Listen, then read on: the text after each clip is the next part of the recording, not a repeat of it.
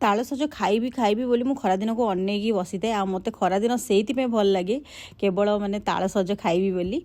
आ घर को तालसज आसीबो मेंचाए आसे आ समस्त को भाग करिकी दिया हबो। मु मो भागर नै कि मु कौन करे एमती सब आगे छड़े कि तार जो चोपा लगी थाए ताकू छड़ा सफा करिकी मु गोटे जगार एमती रखिबी। तापर ताकू फ्रिज रे रखिबी तापर मु ताकू खाइबी। आ मते सेंती खाइबो बहुत भल लगे।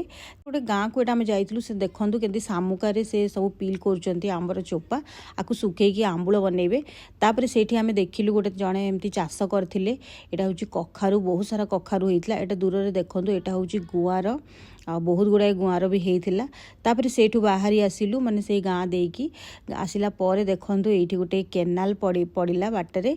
आ केते बढ़िया पानी एते फ्लो रे आउसला ना देखिया पय भी बहुत बढ़िया लागुथला। सेठी टिके आमे ओल्हे की टिके फोटो उठे देलु तापर बाहरी गलु तो देखंतु। तापर एमती मु केनाल सब वीडियो बनाउथली इच्छा होतला जाइकी सेठी गाधे दवा पई। तापर घर को फेर संध्या हेतला गोटे हाट पड़ितला सेठी आमे टिके छोट छोट चिंगुड़ी आ छोट माछ नै आस्तलु। आ माछ को एठी तावा फ्राई करतलु। आ टिके अल्प मु ताको पत्र पोड़ा करिया पई एठी मु ताको रेडी करिके रखिची। आ जेतु माछटा काठ चुली रे भजा होतला तो पत्र पोड़ा करिया पे सुविधा हे गेला तो सेठी मु पत्र फोल्ड करिकी निया रे एठी आमे देई देलु।